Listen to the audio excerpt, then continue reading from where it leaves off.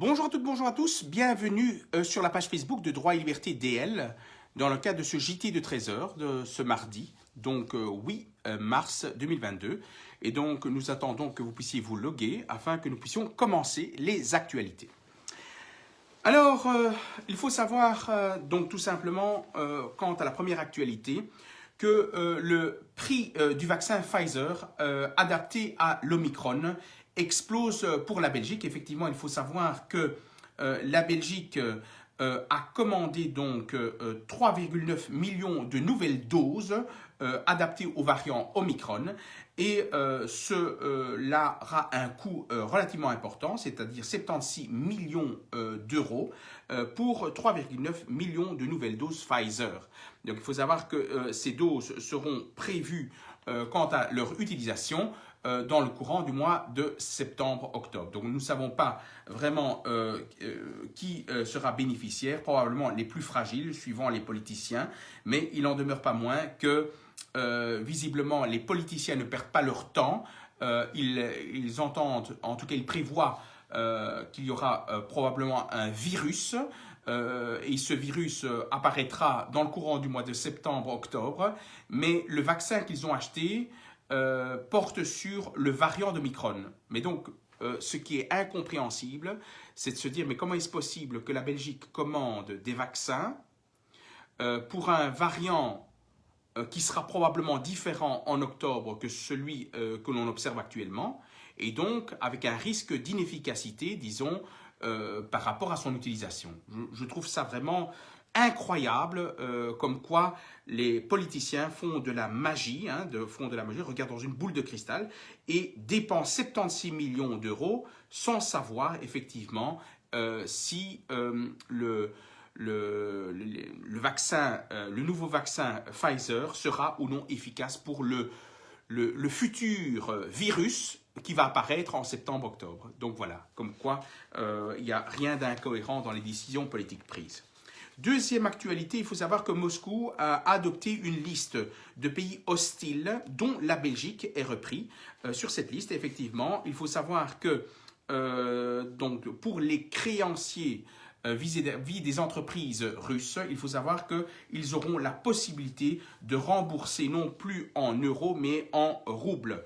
En effet, les autorités russes ont établi donc cette liste auxquelles les particuliers et les entreprises russes pourront rembourser leurs dettes en roubles, monnaie dont la valeur a effectivement perdu 45% depuis janvier, indique effectivement le gouvernement. Et il faut savoir concrètement, en substance, que cette mesure qui a été prise par la Russie de permettre aux particuliers et entreprises qui doivent rembourser des dettes à l'égard des entreprises étrangères, le fait de rembourser en roubles, eh ben, ça aura des conséquences importantes pour ces entreprises étrangères parce que comme il y a une chute de la valeur du rouble sur le marché, eh ben, ça aura des conséquences parce que ce rouble, après, les Européens devront le retransposer en fait en euros ou en dollars et donc il y aura une perte encore plus importante. Donc finalement,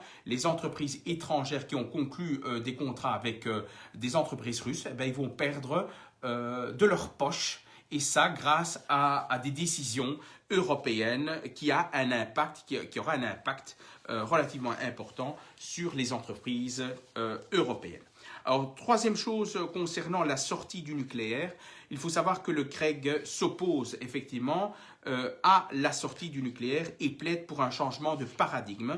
En effet, il faut savoir que la Commission de régulation de l'électricité et du gaz s'oppose effectivement à cette sortie drastique du nucléaire, car même si effectivement on considère que la dépendance au gaz par rapport donc au gaz russe est de 6%, il n'en demeure pas moins que le CREG considère qu'on ignore l'organisation du marché par rapport au marché de l'énergie et donc la dépendance de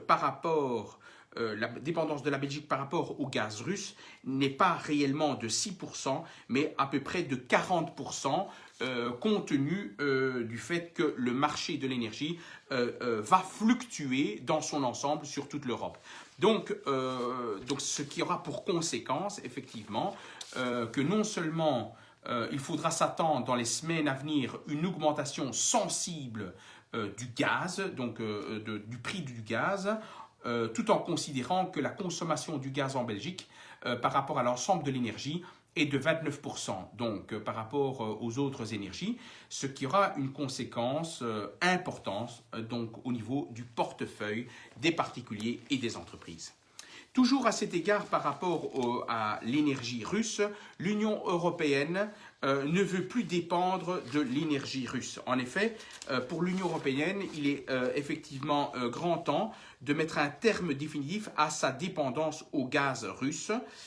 Et donc, il faut savoir qu'est touché 27 pays, se trouvent dans cette impasse énergétique et donc, les appels à diversifier les fournisseurs et à réduire effectivement cette énergie se multiplient. Effectivement, on essaye de voir un peu dans quelle mesure, en tout cas au niveau européen, ils essaient de voir un peu dans quelle mesure on peut bifurquer vers d'autres fournisseurs d'énergie au niveau du gaz, mais également voir un peu dans quelle mesure on pourrait utiliser d'autres énergies que le gaz pour pallier à une éventuelle pénurie du gaz par rapport à cette décision au niveau européen. Donc il faut savoir que les prises de position de l'Europe par rapport au gaz, c'est vraiment des sanctions à l'escalade. Et donc, si on commence à prendre de telles sanctions vis-à-vis de la Russie, ça va continuer en termes de sanctions. Et donc, ça a pour conséquence qu'on risque de se retrouver dans une situation de non-retour où, effectivement, les possibilités de compromis entre la Russie et l'Ukraine risquent de disparaître et se retrouver à un moment donné ou à un autre dans le cadre d'un conflit plutôt armé vis-à-vis des pays autres que l'Ukraine. Donc ici, nous espérons effectivement qu'on se limite à l'économie, mais de toute façon, les conséquences économiques seront de plus en plus drastiques, ça c'est évident, et ça grâce à ces politiciens européens qui mettent vraiment à mal l'économie du pays. Ils pensent que, les Européens, en tout cas les politiciens européens pensent que on pourra se passer de la Russie, mais je pense sincèrement que en réalité, les conséquences seront bien plus dramatiques parce que des accords sont actuellement conclus entre la Russie et la Chine, ainsi que l'Arabie Saoudite et d'autres pays encore, notamment au nord de l'Afrique. Et donc, il faut savoir une chose, c'est que il ne faut pas penser qu'en isolant la Russie, que les choses vont se passer ainsi, non. Il se pourrait qu'il y ait des accords entre la Russie et d'autres États et qui feraient bloc vis-à-vis de l'Europe et ça aura des conséquences dramatiques par rapport à d'autres produits, voilà, d'autres produits, peut-être des produits chinois qui risquent de ne pas, qui aura un impact au niveau économique sur le territoire européen. Alors, concernant la dépendance du gaz, du gaz russe au niveau de l'Europe, il faut savoir que, comme je vous l'ai dit, les premiers pays qui sont touchés véritablement, ce n'est pas nécessairement la Belgique, il s'agit essentiellement de l'Estonie, de la Finlande, de la Moldavie. Ce sont ces pays-là qui sont vraiment dépendants du gaz russe. Concernant la Belgique, effectivement, elle se situe en position 26 sur le classement des 30 pays qui sont touchés par le gaz russe. Et il faut savoir que même si, en termes stricts, la dépendance de la Belgique par rapport au gaz russe est de 6%, il en demeure pas moins que si on regarde le marché de l'énergie en Europe, on pourrait se retrouver indirectement à une dépendance de 40%, ce qui est relativement énorme et grave. Et donc, attendez-vous fortement, en tout cas pour tous les pays européens, dont la Belgique et la France, à une augmentation particulièrement sensible de 30 à 40%. dans les prochaines semaines. Donc c'est quand même assez grave. Alors une dernière chose, un dernier sujet d'actualité, c'est le fait que le ministre Van den Broek et Krevits signent un protocole de réintégration des malades de longue durée. Il faut savoir que visiblement, il faut savoir que donc, ces deux intervenants ont signé ce lundi ce protocole d'accord. Leur objectif, c'est vraiment de faire réintégrer donc un certain nombre de malades de longue durée dans le marché du travail. Il faut savoir qu'au nord du pays, donc c'est-à-dire en Flandre, il y a actuellement 243 000 malades de longue durée.